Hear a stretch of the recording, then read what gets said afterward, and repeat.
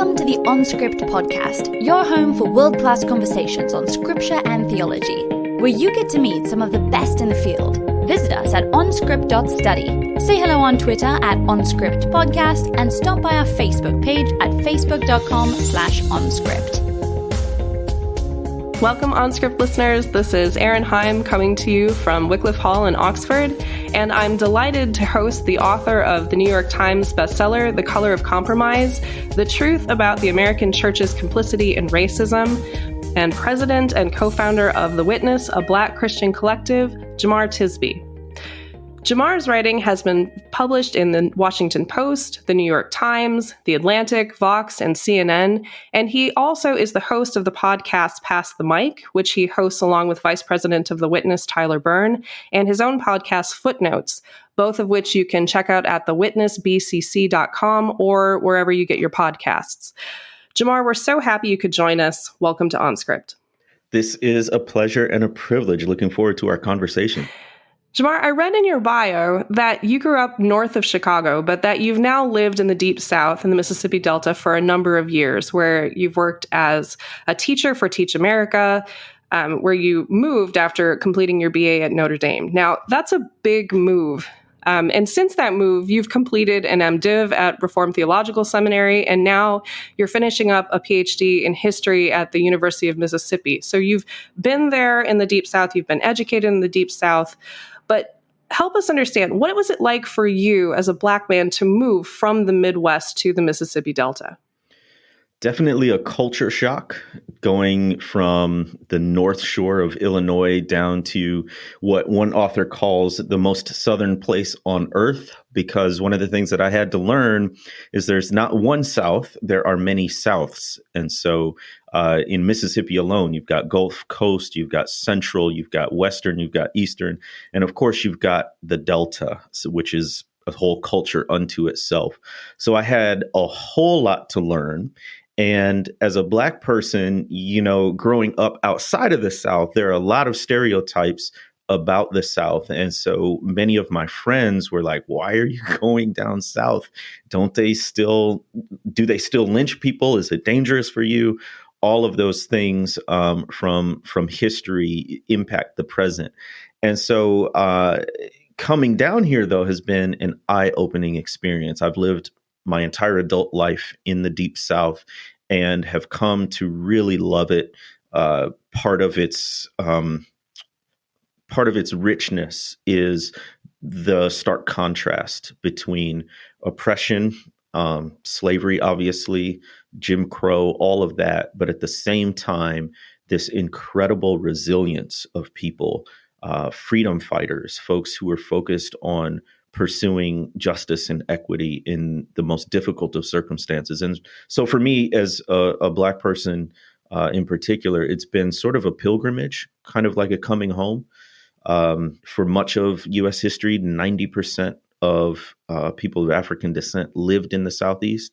And so there's a lot of our history that's here. Everybody has roots, Mississippi, Alabama, somewhere in the South.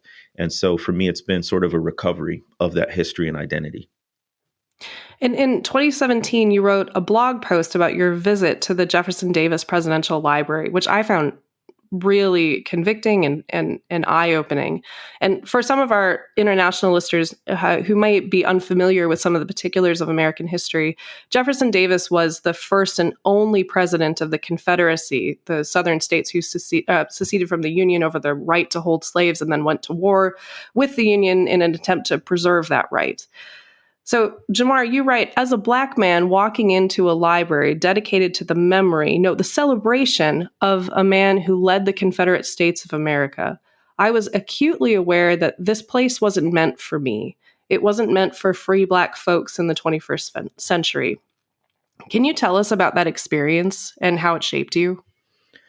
So there's a lot that goes into the creation of something like the Jefferson Davis Presidential Library. After the Civil War, Southerners, white Southerners, were trying to make sense of their defeat, because even though they had lost militarily, they still largely held the same beliefs about how society should be structured along racial lines. That is to say, white supremacists and racists did not lose their white supremacy or racism just because they lost the Civil War. And so they came up with a series of stories about the mythical South that is now known as the Lost Cause, meaning that the South lost, but there was this noble cause for which it was fighting. This idea of, small independent farmers, even though plantation owners were wealthy and they were the ones who mainly held enslaved people. This idea that this was a Christian society ordered by biblical principles, and it would have persisted if not for the interference of Northerners and Black people who had quote unquote gotten out of their place. So around the lost cause have arisen saints and heroes, both in the church and militarily and politically, Jefferson Davis being one of them. And so it's a celebration of Jefferson Davis, which is really odd because he was the leader of this group of states that rebelled against the Union, rebelled against the United States for the express purpose of the preservation and expansion of race-based chattel slavery. And you can see this in the Mississippi Articles of Secession, which literally say our cause is thoroughly identified with the institution of slavery. And it calls it the greatest material interest on earth. And so for people who say, the Civil War wasn't about slavery or whatever, yeah, it was. And you have the authors of the Articles of Secession saying that. So this museum was dedicated to this mythical, romanticized idea of the antebellum South and the nobility of people like Jefferson Davis, who led the Confederacy. And it's quite jarring as a student of history and as a Black person in the modern day.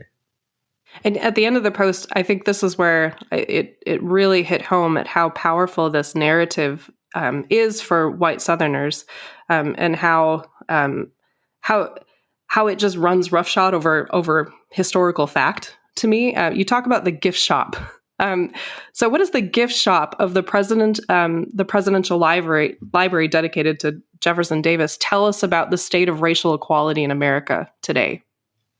It is propaganda commodified. The gift shop was just this sort of hyper concentration of everything that's wrong about how we remember race in the United States. And so it makes the Confederate flag emblem, it puts it on absolutely anything and everything. Again, it's a celebration. This is not a memory of it. This is a sort of proud declaration. And what that Confederate flag represents is white supremacy. People say, oh, no, it's about heritage, not hate, to which I always respond, well, if you're talking about the Confederacy and the preservation and promotion of race-based chattel slavery, then you're right. It's about heritage, but the heritage is hate. Hate for people of African descent, hate for people who wanted to live up to these ideals of freedom and democracy, right? And so putting this flag on everything from coffee mugs to the one that stood out to me the most were pajama pants. You could wear these Confederate flag emblems to bed if you wanted. It was, again, very stark and startling because it exists, but to see it in a gift shop in commodified form and all over the place, just plastered throughout the gift shop, was like, oh, okay. There are people who are really clinging to this idea, and it makes any sort of promotion of racial justice much, much more difficult. And it struck me that when I've been in museums elsewhere that have, like Germany and the Holocaust, you would never see something like a swastika over pajama pants. It's a ludicrous idea, and yet we don't see the disconnect when it comes to the Confederate flag. And arguably, I think they're similar symbols. Certainly. Yeah, we could go into all that history, but I mean, in the Jim Crow era, especially, but even on up to the 21st century, the Confederate flag and that emblem is often invoked in white supremacist instances, right? So we have Dylan Roof, who murdered 9 people at a Black church in Charleston, South Carolina. You go back through his social media posts and he's posing with a Confederate flag. Where I go at the University of Mississippi in 1962, James Meredith was the first Black person to desegregate the school. And there were riots, white riots, on the eve of him enrolling. And they are, number one, gathering at the Confederate Monument, which up until 2020 had stood at the entrance of campus, and they're gathering some of them under the banner of the Confederate battle flag. And then you can go back through the history of lynching and all of that stuff. So that flag has been deployed in the name of white supremacy and white racial terrorism against Black people. So I think that comparison is apropos in many ways, because it stands as the banner under which a lot of racial violence has been enacted. And you're now devoting much of your time to facilitating spaces and avenues for Black Christian writers and speakers to flourish. Can you tell us about your vision for The Witness and how that space got started? I think you described it well. I'm here taking notes by the way you described it. That's good. Yeah, so The Witness started out, it's very tied to my personal biography. So when I first launched it, it was just with me and a laptop in my dining room late one night, and I started a Facebook page. At that time, it was called the Reformed African American Network. I was going to seminary at Reformed Theological Seminary. It's a very Eurocentric, white kind of theologically conservative tradition. And I was trying to create space for Black thought and Black perspectives. What that evolved into is The Witness, a Black Christian collective, where we are very self-consciously focused on Black Christians, our priorities, our concerns, and try to address issues of race, religion, politics, culture, from that perspective. But we always say we're not the voice of Black Christians, we're the microphone. And so what we try to do is offer, the breadth of perspectives that Black Christians hold on these various issues.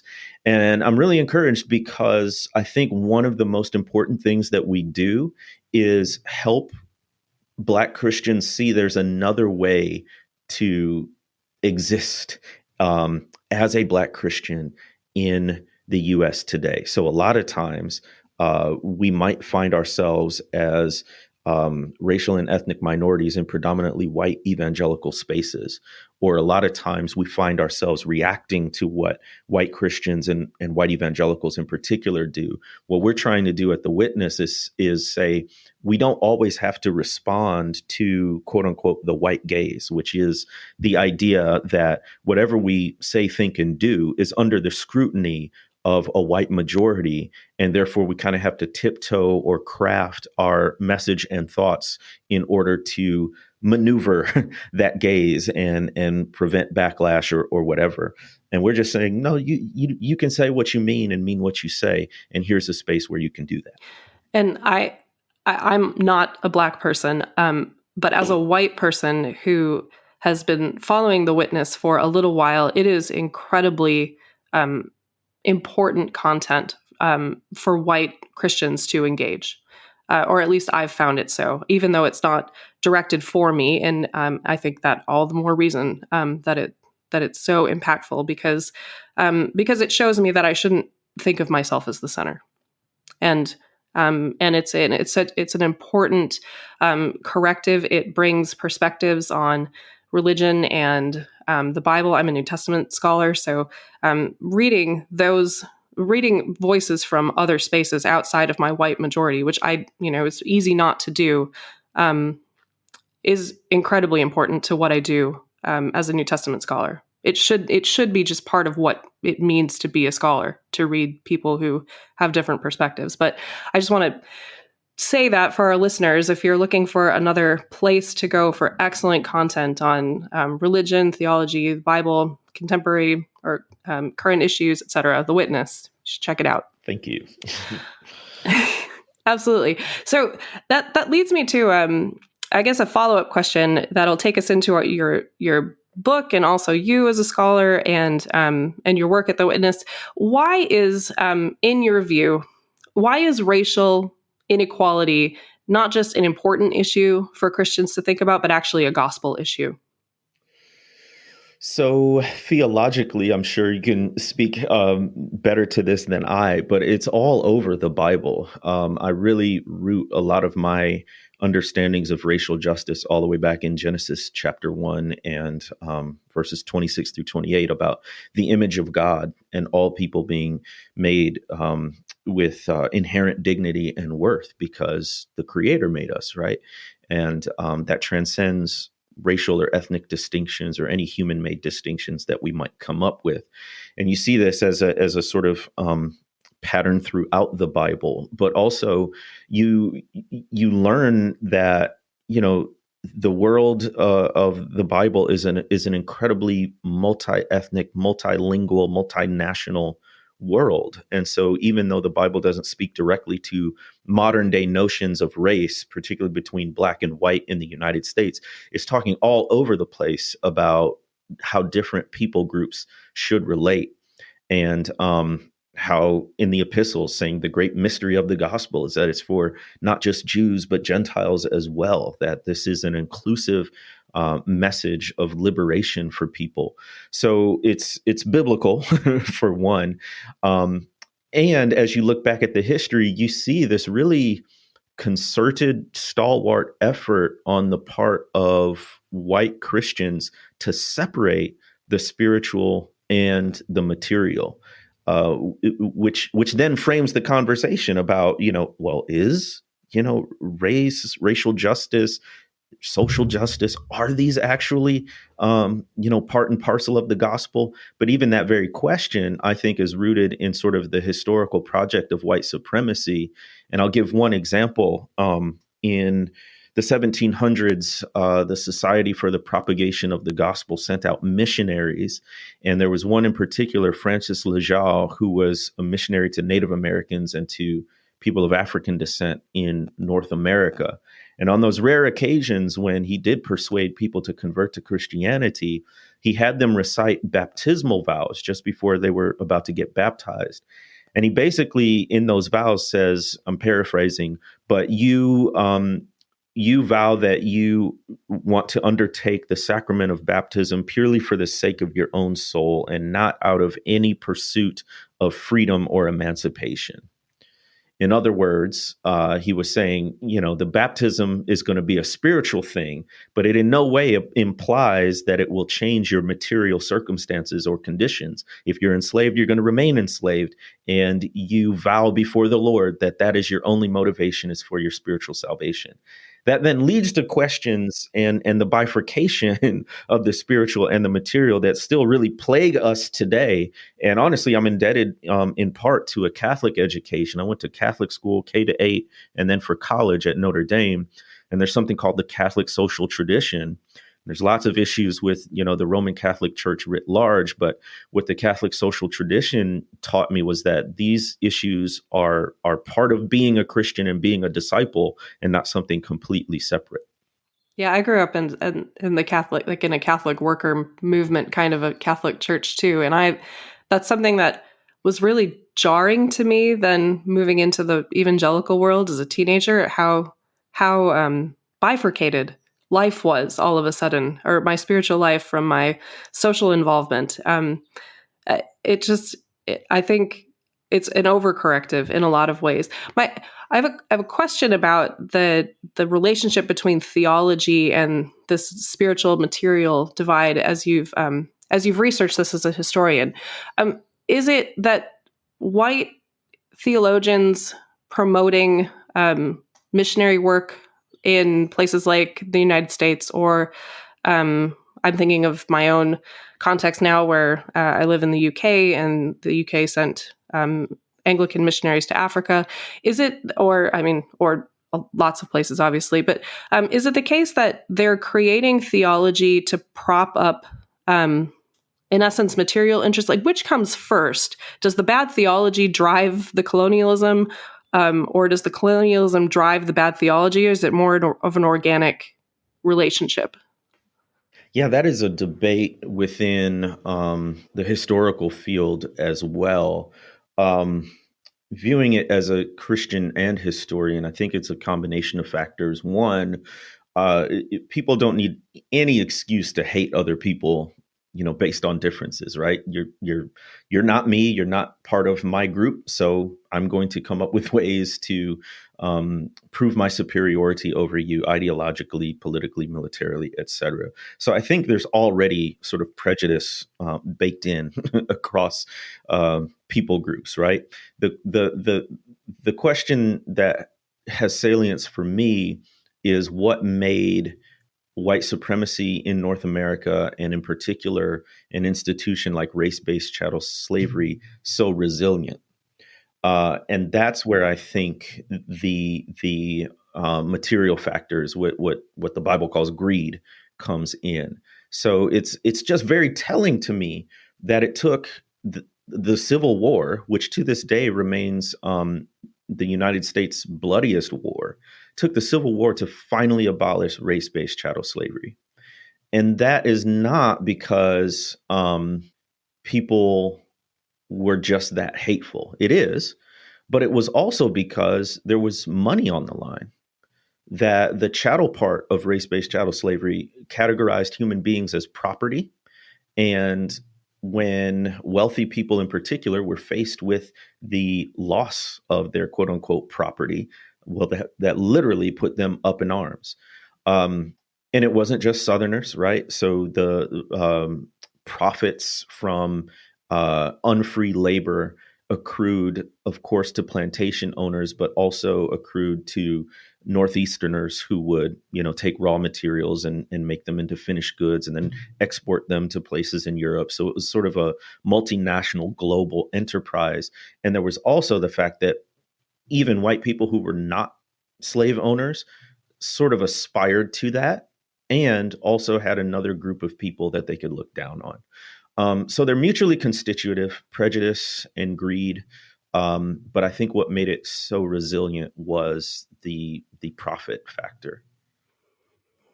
Jemar, you say toward the beginning of the book, The Color of Compromise, that the color of compromise is about telling the truth so that reconciliation, robust, consistent, honest reconciliation, might occur across racial lines. So in your view, why are American Christians or white American Christians so often quick to rush to reconciliation without the hard discipline of truth-telling? And why is that approach doomed to failure? Yes. So now we're getting to the crux of the issue. Why are we still so divided by race? And a lot of it has to do with what you just brought up. So we were talking earlier about the bivocation between the spiritual and the material, and I think some of that is at play. So first of all, we got to talk about how racial reconciliation, at least among white evangelicals, has tended to go wrong. And one way it has gone wrong is that it still separates the spiritual and the material.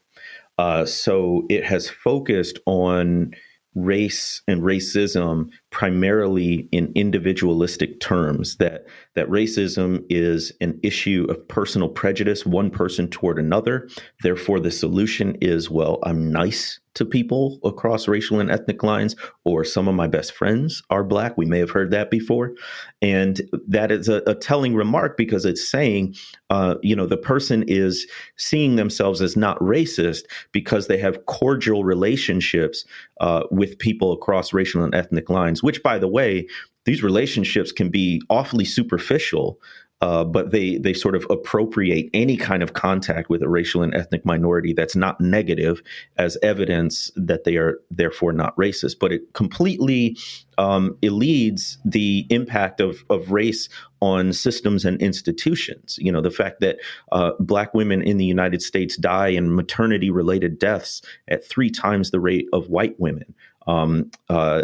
That Black males face incarceration at a 1 in 3 rate compared to white males at a 1 in 17 rate. That the median white family's wealth is 10 times that of the median Black family's wealth, right?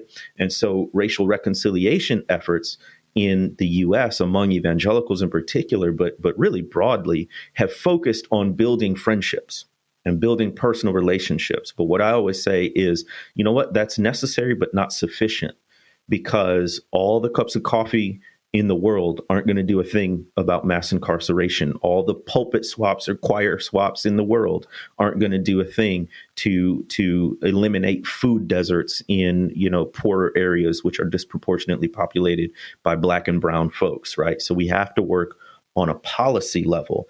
But to date, that has been an issue. And so this is where history, I think, can be helpful, is that when we look back at every era of history, as far as European contact with North America and later U.S. history, you can see the impact of racism and white supremacy on race relations, both outside the church and within it, because we don't leave who we are and we don't leave our society or culture at the door of the church. We bring that in with us. And until we start to address this history that still has bearing on the present, particularly in systemic and institutional ways, then we're going to get these kind of superficial symbolic gestures of, the photo op of people of different colors being in the same space, or,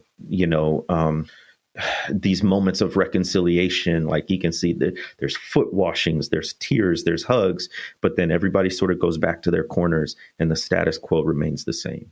Yeah, it's really convicting to listen to you to talk about that, because I've been in those spaces. I've been in those moments of beautiful racial reconciliation that don't lead to lasting change. And what I appreciate about The Color of Compromise is that, first of all, you show white Christians that, like, we didn't get here by mistake. We built this system, and it's going to take intentional shalom bringing, system dismantling justice to undo it. And I think it's just an incredibly important perspective to us to consider. But I can hear, because I've been in those spaces, white Christians saying something like, you can't legislate against prejudice. You can't make somebody not racist through legislation. What's wrong with that kind of a statement? And where does it fall short in terms of, like, a white Christian's political engagement? So MLK, Martin Luther King Jr., said a law can't change someone's heart, but it can restrain the heartless. And so, in many cases, like we still don't have a federal anti-lynching law on the books in the United States, despite the fact that there are nearly 5,000 cases of lynching in the Jim Crow era that we know of. And yet legislation was never passed because politicians could never muster the political will to do so. And yet, even though passing that law, even though it wouldn't change someone's heart, could make it illegal for them to murder a Black person in an extrajudicial, act of racial terrorism. So anyway, the point being, laws still serve a function. And in many cases, I don't really care what someone personally believes. I want laws that will protect the marginalized and oppressed, and there to be sanctions against that. So that's one aspect of it. The other aspect is, beyond the political, legal realm, we should understand that when one part of the body suffers, we all suffer. And this part of the body, in specific, people of African descent are saying, hey, conditions are bad for us. They have been, and they still are in many ways. Yes, it's changed somewhat, which, by the way, was due to protest and uprising and changing laws, which you're saying we don't need. But we still have more work to do. And I think it betrays an incredible both arrogance and stubbornness on the part of many white Christians if they say, you can't legislate morality or change laws don't change hearts. Okay, that's your perspective, but what are your Black brothers and sisters saying? Are you hearing us? Are you Are you listening to what we say is wrong and how we say you can help? Or are you imposing, in a very sort of imperialistic, even supremacist sense, your ideas of what's going to address this racial problem on the people who are most adversely impacted? So I think, biblically speaking, this requires a degree of real humility to listen and to learn and then to act. And I would just point out that it's not like evangelical white Christians are apolitical. Yes. They do talk about systems. They just don't talk about racism. Right. But they're very good at talking about things like abortion. We're trying to legislate morality in that sense, but not on this other issue. So I think there's like an internal hypocrisy in the discourse of the movement. Because clearly we do think that laws serve a purpose. We just are trying to decide which marginalized group counts in terms of our political allegiance. And I think that's really problematic. Well, that's a great point. I write in the book about the Presbyterian doctrine of the spirituality of the church.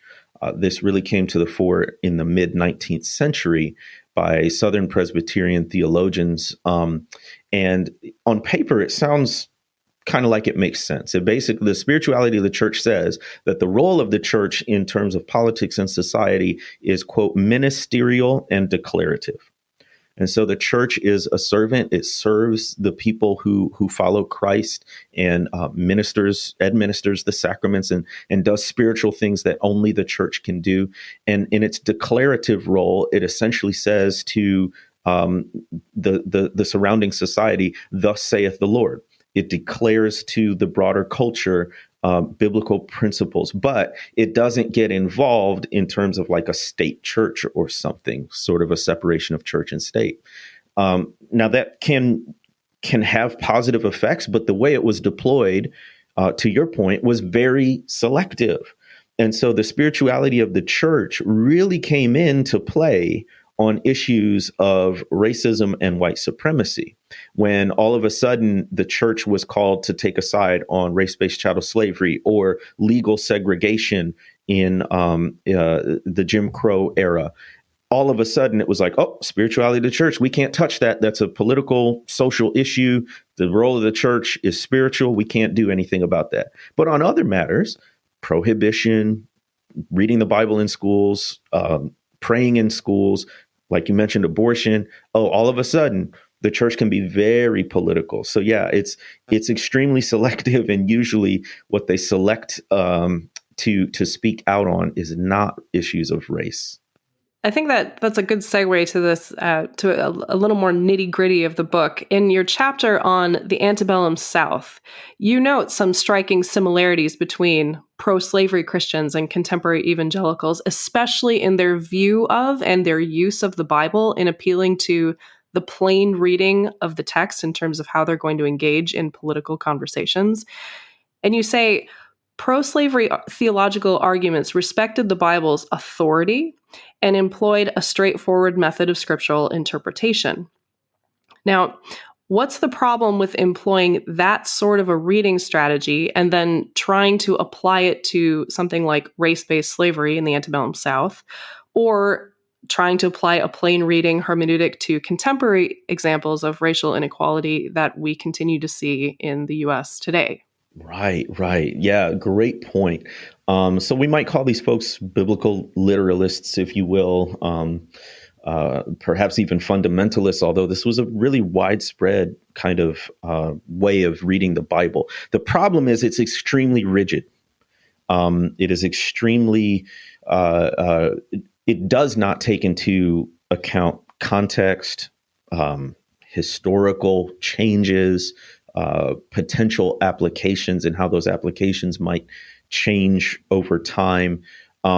So what the folks in the antebellum South were saying, basically pro-slavery theologians, and that juxtaposition of terms is important because they were using theology to justify American race-based chattel slavery. And what they were saying was, in a quote unquote plain reading of scripture, the Bible never expressly condemns slavery. In fact, many of the Bible's so-called heroes enslaved people.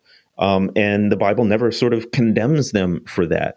And so pro-slavery theologians are looking at other Christians, particularly Christians in the North, abolitionist Christians, and they're saying, well, you all are doing funny things with the Bible, because show me chapter and verse where slavery is wrong.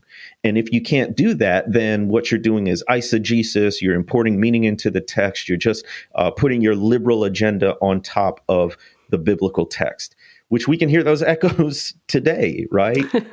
Those are very much the dividing lines. And what abolitionists were saying was, well, what about all this love your neighbor as yourself stuff? What about the Exodus, right, in the Old Testament? What about the entire thrust of Scripture, which is toward liberty and equality and equity and freedom and justice for people? Doesn't that matter at all? And you have pro-slavery theologians saying, well, just show me from the text, right? And since it really bamboozled a lot of people, because if you do open the Bible and you read a particular verse about slavery, right, it'll seem, what pro-slavery theologians were saying, well, the Bible regulates slavery. It doesn't condemn it, right? And to a lot of folks who weren't theologians, who weren't educated, who really trusted their pastors or whatever, that made sense. It made a lot of sense on its face. And then abolitionist Christians really struggled to articulate, in many cases, a sort of comprehensive, easily understandable case for abolition and liberation in the U.S. context. So what I say in the book is that the Civil War was a battle over race-based chattel slavery, but in many senses, it was also a battle over the Bible. I wanted to ask a question about this battle over the Bible, because I think you're absolutely right to see this pattern of kind of the literalist application repeating itself. As you say, there's many echoes.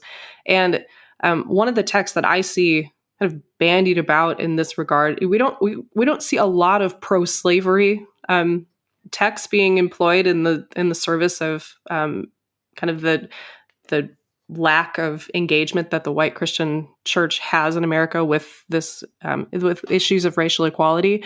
We don't see them, promoting slavery anymore, thankfully. But we do see things like Galatians 3:28 being appealed to. Well, there is no longer slave nor free, male and female, Jew or Gentile, right, is the first one that Paul is mentioning. There isn't, the dividing wall of hostility has been brought down. Racism is solved in Christ, therefore we don't have to do anything. And they're appealing, in a sense, to this plain reading of the text. How do we begin to talk about race in a way that's consistent with the whole of the biblical witness, instead of going to these little, touchstone texts in the New Testament that seem to do away with the concept of race altogether?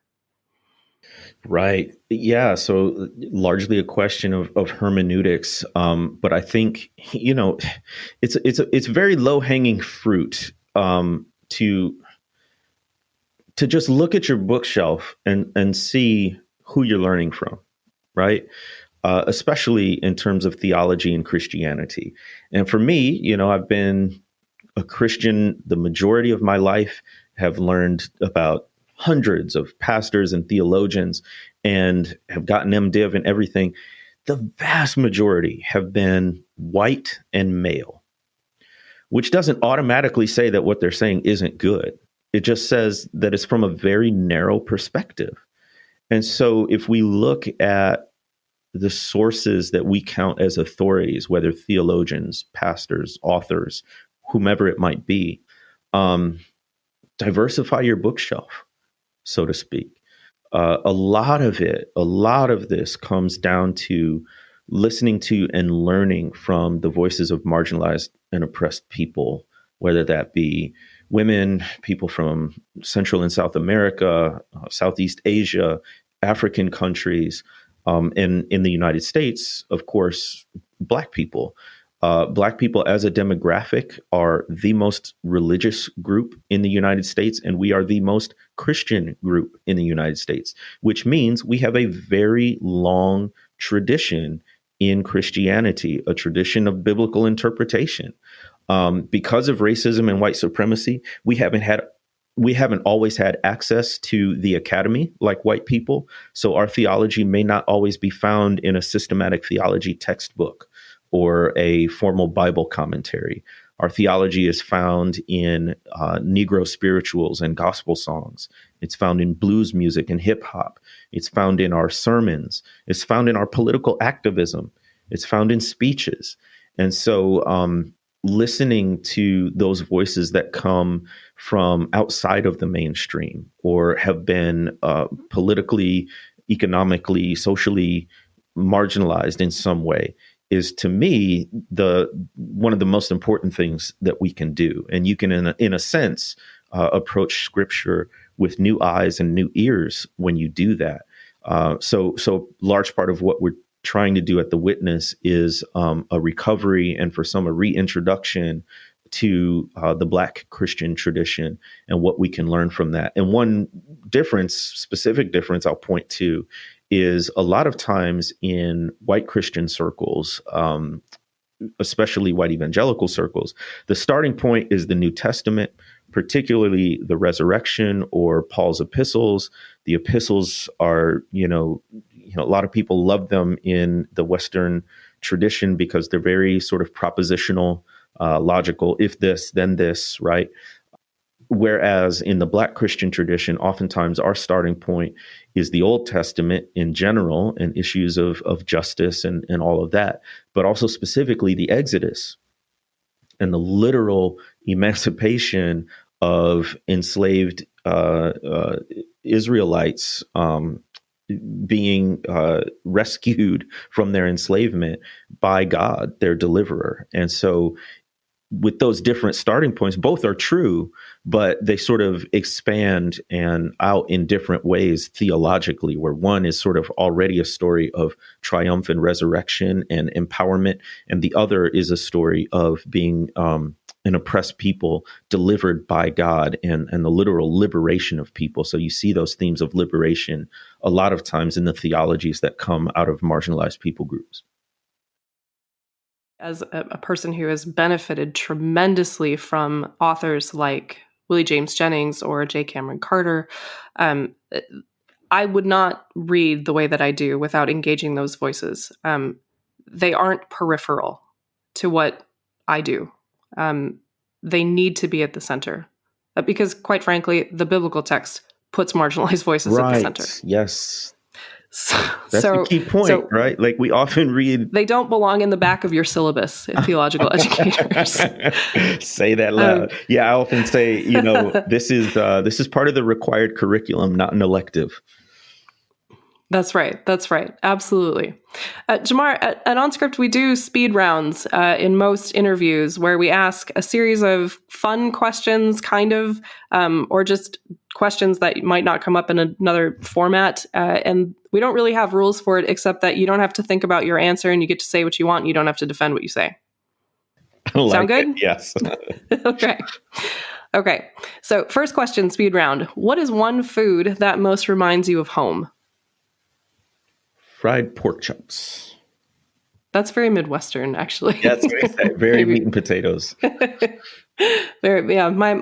My parents used to drown pork chops in cream of mushroom soup. Yep. Not casserole, though. Yeah. What's on your iTunes playlist right now? Khalid. He's a R&B neo-soul singer. Love his smooth voice. Give us one piece of your best advice for coping with the pandemic. Mental health therapy. If you can afford it or find, some institution that can, we are really putting up with a lot. And I'm afraid, at least it's true for me, I don't realize all of the emotions and stuff that's going on beneath the surface that's actually affecting my health, my attention span, my ability to sleep, and getting with a professional, a good professional who can help you walk through and work through that stuff, I think is something that cannot wait. Amen. I'm married to a mental health professional, so can hear him cheering along too. And your pastor is not a mental health professional. That's the other. What's a trend in society that scares you? Or, 5 trends in society that scare you? My goodness, Christian nationalism. Ooh, it is so frustrating to me.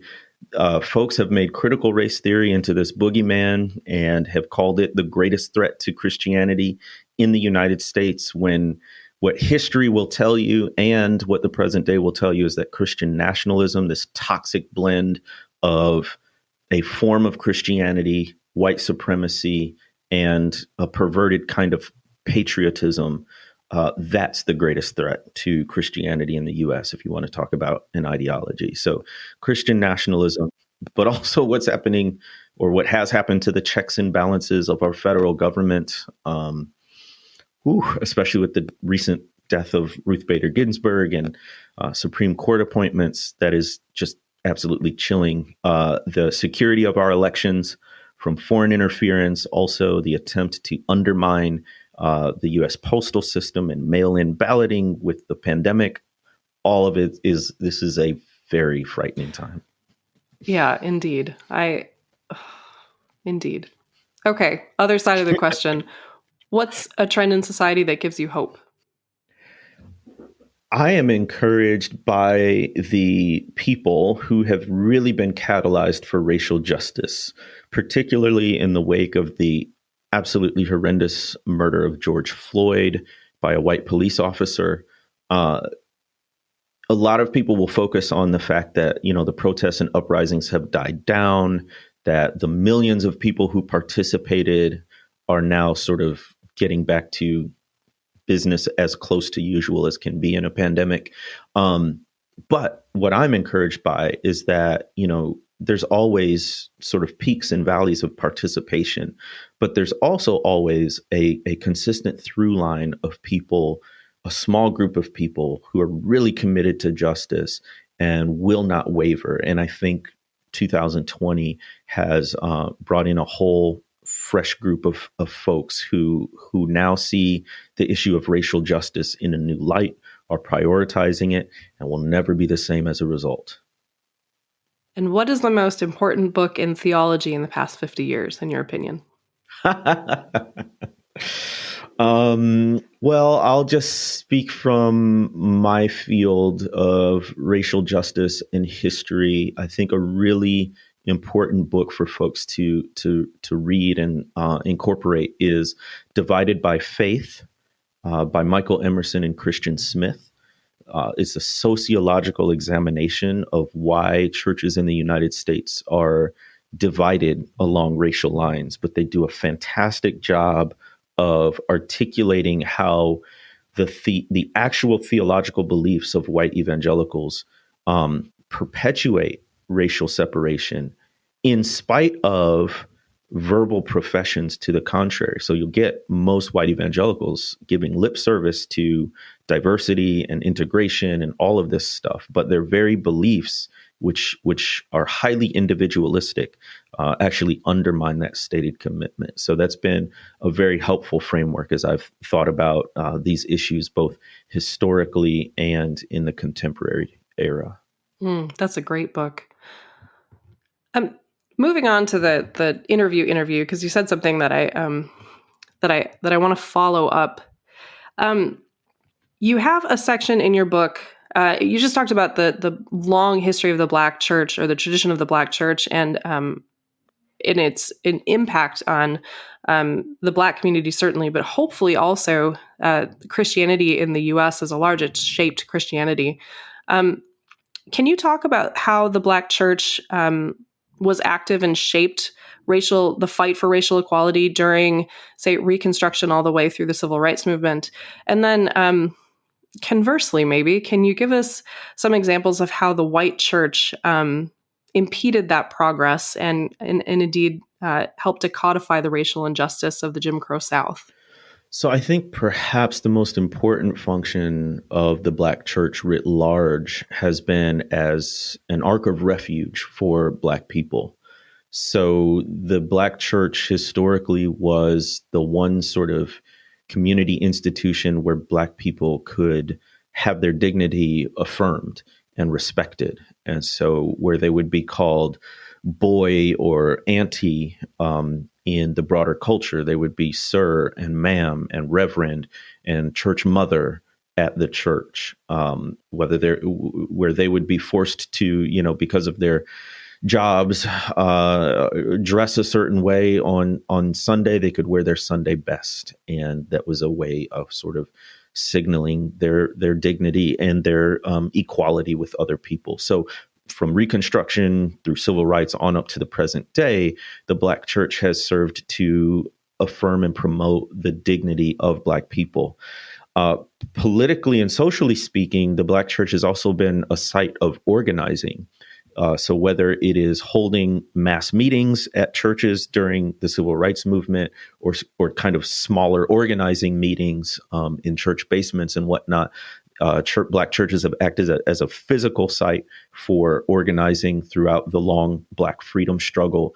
Also a site of innovation and intellectual thought, as organizers came up with strategies in Black churches, but they also drew on theology and the Black church tradition to formulate ideas about freedom and dignity and equality and protest that undergirded ideologically much of the Black freedom movement.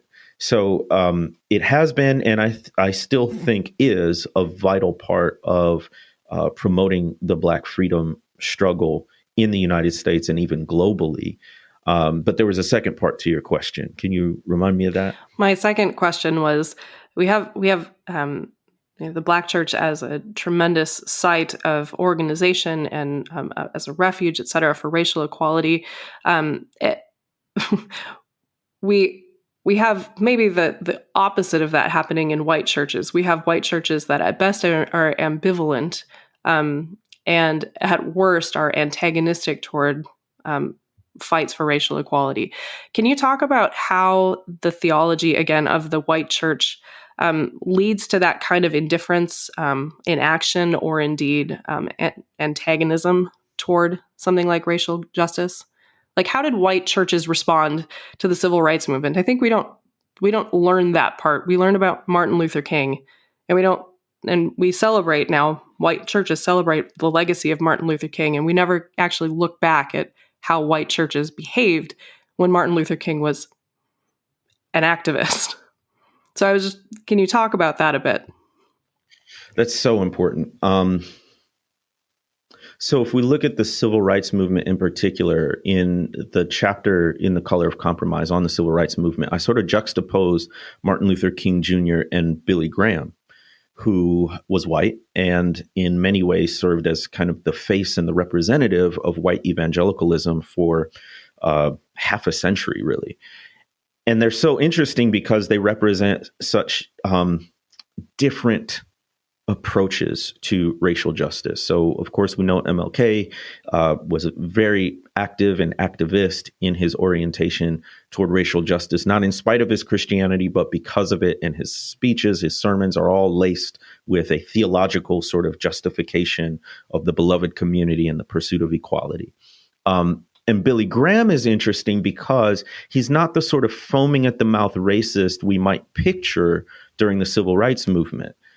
So when we think of, what is a racist, right? We're thinking of people from the Ku Klux Klan who put on white robes and hoods, the people who are burning crosses or lynching people, right? Certainly those folks are present. But sort of the whole premise of the book, The Color of Compromise, is that the most extreme acts of racism can only occur because of the compromise and complicity from a majority of white Christians, right? And so Billy Graham sort of represents that majority, or what Martin Luther King called in his letter from a Birmingham jail, the white moderate. And that's sort of what Billy Graham characterized. Now, he had some interesting moments. In 1953, he pulls down the ropes that segregated Black and white people at one of his crusades. He even has Martin Luther King himself in 1957 pray at the opening of one of his crusades. But by 1963, he's telling MLK and other civil rights activists to put on the brakes a bit. Graham is not persuaded that direct action nonviolence is the way to promote racial progress. And what we got to understand about somebody like Billy Graham is he's fundamentally an evangelist. And so he wants to avoid controversy because he doesn't want to limit his audience who might hear the good news. But right there, we get, again, this bifurcation of the spiritual and the material, right? As if the good news did not include racial justice, did not speak to contemporary issues. And again, we get to this the selective nature of this, right? Because Billy Graham trumpeted anti-communism. I mean, he was all about denouncing communism as godless and atheistic and a threat to not only Christians, but to the nation itself. But when it came to racial justice, while he wasn't somebody actively punching back against civil rights, he was much more circumspect. He was much more restrained in that. In what was really, one of the defining moments of the 20th century was the civil rights struggle. He represented what many white evangelicals chose, which was the way of sort of silence, apathy, or tacit support of the status quo. And my burden, even in the 21st century, I believe in the United States, we're in the next wave of the civil rights movement. And what I am trying to do in as many ways as I can is let Christians know in general, and white Christians in particular, like, this is the movement and this is the moment. And now is the time to speak up. And if you're silent right now, then, should we last that long and we look back 30, 40, 50 years from now, we'll still be saying, where was the church? Where were white Christians? Why didn't they do more? And it's so damning to think that white Christians are still so concerned about communism, as if communism is a threat to Christianity, but they don't think that systemic racism is a threat to Christianity. Won't even say it's real. Yeah. That's really troubling to me, that we're fine with a Christianity that's made its peace with racism. And I don't understand what Bible we're reading if we come to that conclusion. And there's an increasing body of scholarship now that's saying that this is a not a bug, but a feature of white Christianity, that there's something about when whiteness comes into contact with Christianity that actually voids, the way white Christians practice Christianity, voids it of its power to work against racism. So that's books like White Too Long by Robert P. Jones, Jesus and John Wayne by Kristen Dumais, Apostles of Reason by Catherine Stewart. There's a whole lot of books coming out just from 2015 on to the present day that really say, this isn't like a contradiction of white Christianity. It's sort of the fulfillment. Yeah. Yeah. It's chilling. It's chilling. That's exactly the reaction.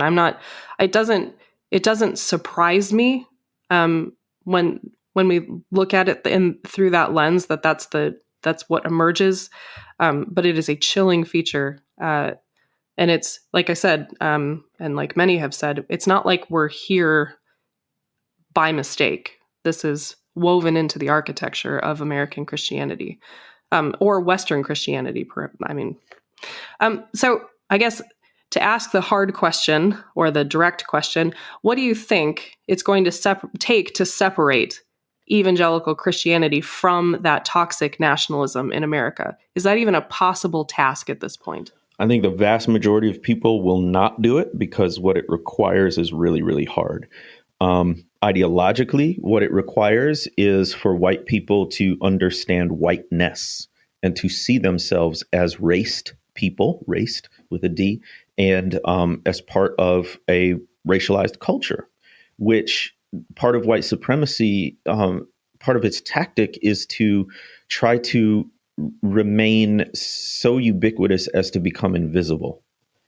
And so many white people don't see themselves as having a culture, don't see themselves as really having a race, and everything that goes along with that. So it's going to take on the part of white people recognizing that you are indeed white, not just as a descriptor, but as sort of a culture and a power dynamic that continues to have impact in the present day, and to some extent distance themselves from that ideology of whiteness, which one of the things that I advocate is sort of a recovery of ethnicity and one's sort of history and heritage nationally. So, when many Europeans crossed the Atlantic and came to North America, they exchanged their French identity, their British identity, their German identity, their Italian identity over time for whiteness, right? And you've actually cut off a huge part of your identity and exchanged it for an identity that can only exist with anti-blackness at its core, right? That's how whiteness is defined. It's not black. So if you lean into your whiteness, then you're automatically and necessarily leaning into anti-blackness. So you got to find something else to grab hold of in terms of identity. Obviously, our Christian identity for people of faith is central to that, but also learning that your soul identity is not just white, right? The other thing is a divesting of power. It's what the Bible would call unjust gain, and that's financially, certainly. I'm an advocate of reparations in some way, shape, or form because Black people's labor has been exploited and uncompensated, and that extends even beyond race-based chattel slavery to being excluded from unions, not getting promotions, being excluded from certain jobs in certain fields. So there has to be some sort of financial redress. And by the way, Christians don't have to wait for federal or state governments to do something. They can decide among themselves as churches, as denominations, that they can do something about that. But like I said, it's so hard that the majority of people won't do it. I think the burden is for racial justice advocates to continually create spaces where we're moving closer to racial justice and the beloved community and giving people a picture for what's actually possible. Because for a lot of people, until they see it, it won't be something that they want to strive for. And it's just what we do. We pray, thy kingdom come, thy will be done on earth as it is in heaven. So regardless of its sort of worldly success or effectiveness, this is what we do because we are people of faith and it's the right thing to do. That reminds me of a turn of phrase in one of Stanley Hauerwas's books where he talks about the just community the community inserting a just option in the imaginations of people. I think that's a really apt description of what the church could be. But as you say, it's got to be more than hugs and handshakes. It's got to be real reparative justice that we engage in, and that work is hard.